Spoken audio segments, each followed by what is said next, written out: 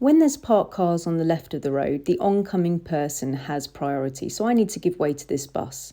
I had a student once saying, do I really need to go into each gap down the road and give way to each new person that's coming towards? And the answer is pretty much yes, apart from if there's someone behind you, which I'm going to talk about in a minute. But I call this process stepping down the road. So basically, I'm going into every single gap that I can go into to give way to the oncoming person because it's not my priority. It's just the way the cookie crumbles, I'm afraid. You know, if you've got parked cars on your side of the road, then oncoming people have priority and you need to give way.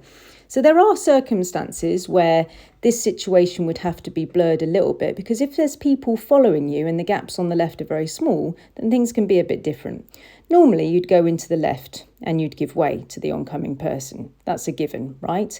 But if you've got people behind you in these situations and the gap on the left is only big enough for you, then no, that's actually not going to be correct. The oncoming person needs to see that and he will actually need to stop.